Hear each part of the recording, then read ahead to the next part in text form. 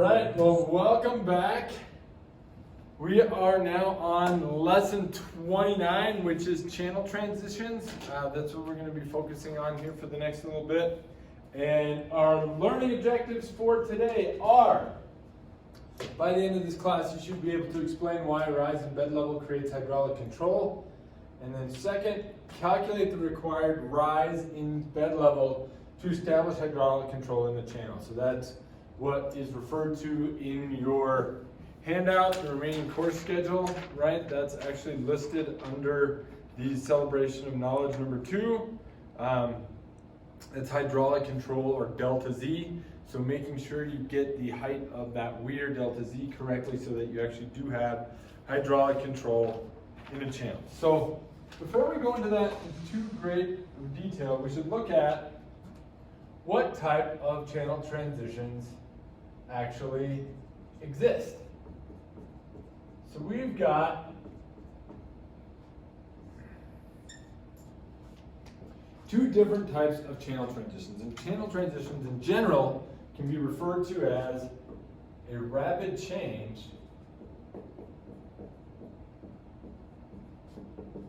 in channel geometry. And what we're trying to do with that rapid change in channel geometry is to get hydraulic control.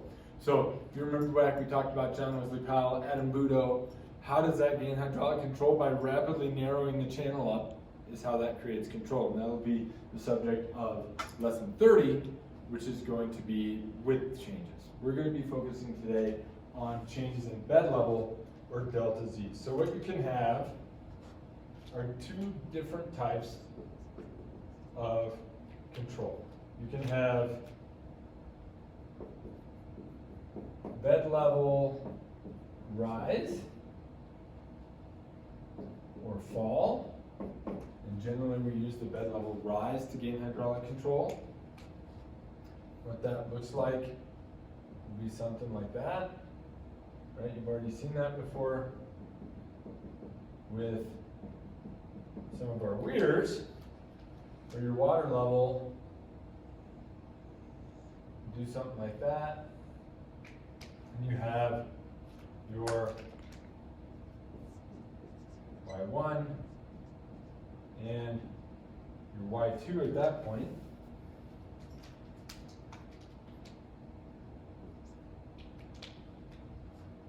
And the second type is what we're going to refer to as a width contraction or expansion. And for these, the ones that are going to be super critical for determining channel control are going to be contraction and rise. And so those are the two we're going to be focusing on. Okay? And a width contraction is going to look something like this, where you have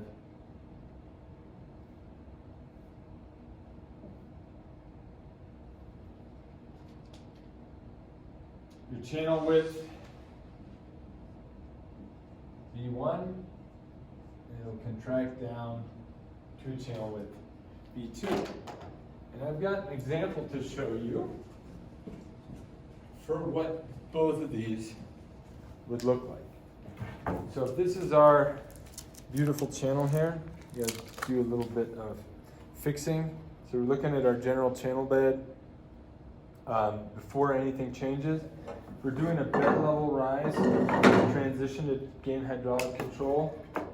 Just put that in there, and that's going to be that delta Z that you're looking at, trying to figure out how to gain hydraulic control, creating that one depth, one discharge relationship. And the other case that we're looking at is if you're trying to get some type of channel contraction. And so I'm going to try and hold this. That's good. Actually, here we go. It's actually made so I can, it has tape on the bottom. It's pretty amazing. It had tape on the bottom is gone. So this is what it would look like if you're contracting your channel. If you're looking at it from a bird's eye view, you got your width upstream before the channel is contracted, and then your channel width contraction B2 right there. So that shows you what we're actually shooting for with this equation and these theories for actually getting your bed level control.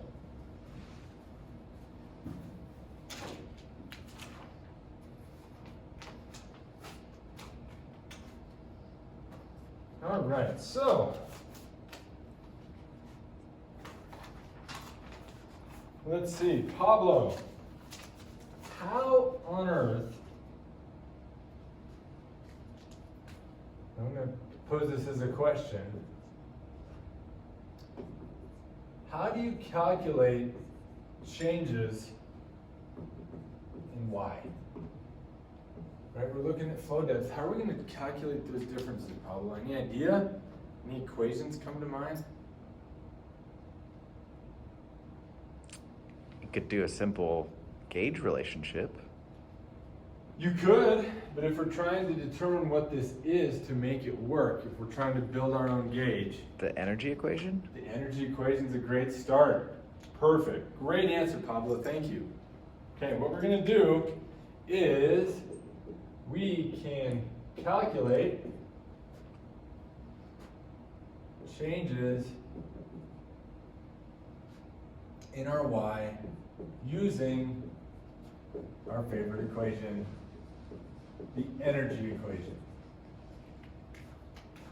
So we're going to say that our head at point 1 has to be equal to our head at point 2 plus our head loss from point 1 to 2. So if I draw this out, our entire energy equation for now, I'm going to say that if we're at point 1, I call this point 1, and this point 2. This is our cross section of interest if we're looking at channel bed rise. We're going to say for an energy equation that Y1 plus V1 squared over 2G plus Z1 has to be equal to Y2 plus V2 squared over 2G plus Z2 plus our head loss from point 1 to 2.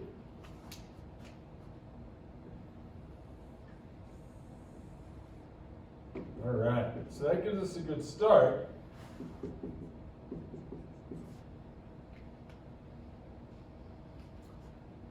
How do we develop that further? What other equation might we need if we're trying to establish hydraulic control at this section? What do you think? Maddie, what do you think?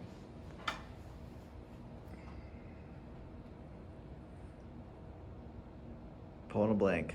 Pull in a blank, phone a friend. How about you call up Mike? Oh, Mike. Mike is also. He's also Can we pulling a blank. rephrase the question? Yes, we certainly can. What depth do you want to occur right here? Critical. Right. So if we couple critical depth equation with this equation, we can actually make that happen, right? We can tell it that we want this to be critical, which makes this velocity critical, and then it's actually something we can do. So Mike, Maddie, excellent job. We're set. So let's do that. So let's look at this first. Get this on the board so it gets in your notes. For our hydraulic control,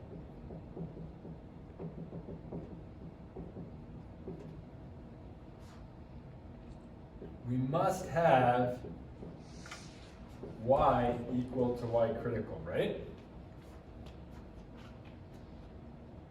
And what we can do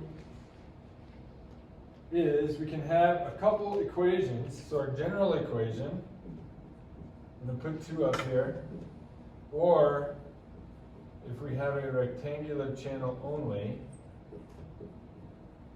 we can put up 2 equations for what energy critical is going to be. So in a general sense, our energy critical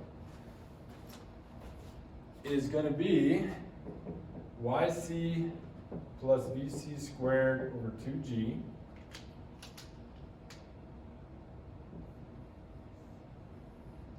and in a rectangular channel, energy critical is going to be equal to 1.5 times YC. It is a really nice, simple relationship.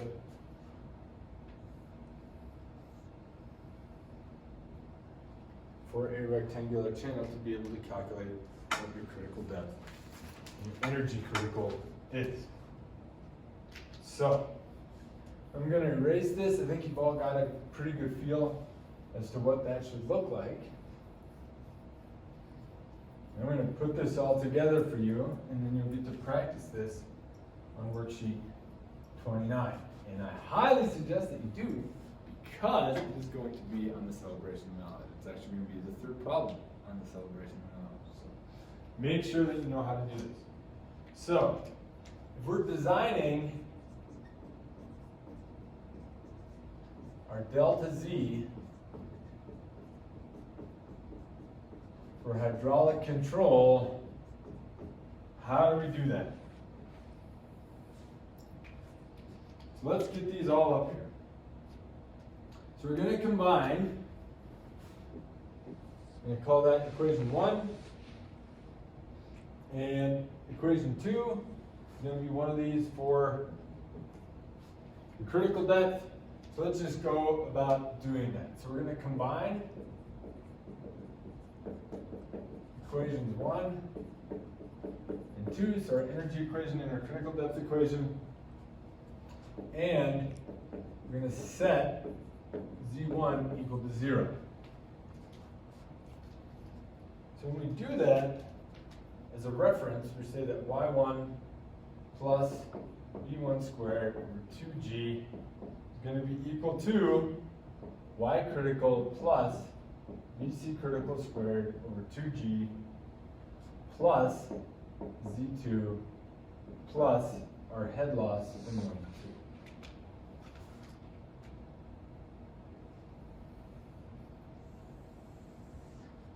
All right, do we have all the information we need? Do we? Are we set, Gio? What do you think? Are we assuming we know velocities or no? Not necessarily. So let's break it down and see what we know. Usually all these incoming portions are given, right? You know what's in the channel that you're trying to control most of the time. All right, so let's take a look at a couple of these other ones. Okay, these two, YC and VC, we're going to find these are two equations. So if we're in a rectangular channel, right, that's going to be YC is equal to our unit discharge Q squared over G to the 1/3.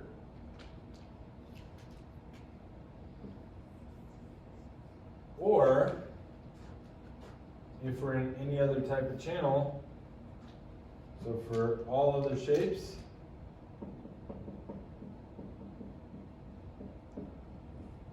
right, this is our Q squared over G AC cubed over TC calculation.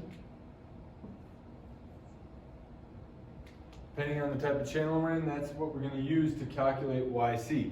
And if we have YC, right, then you can use continuity, QVA, to simply get V, right? Because you'll know your depth, you know your channel width, that's not changing, and you can calculate out what's happening there. Okay, generally, this is generally given, or it will be a percent of the energy at cross section 1. And it'll be given as like 0.2 times the energy at 1 or 0.1 times the energy at 1. So then, you know this is what you're trying to find. You know this from all these equations here, and you know that coming in. Then you actually have all the information needed to actually calculate that out. So with that, what you can do now is go to your worksheet. It's going to be worksheet 29.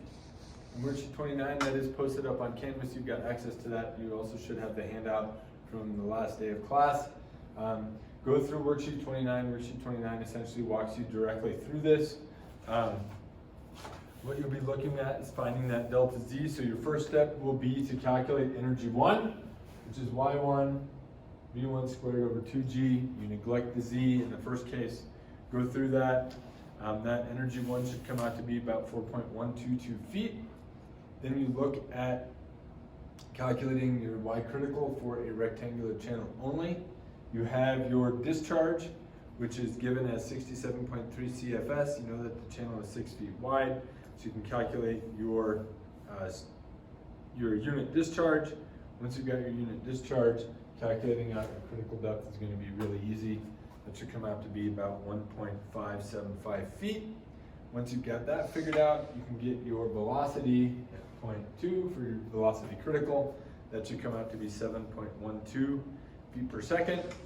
When you've got that, all of it set up, you plug that all into the equation.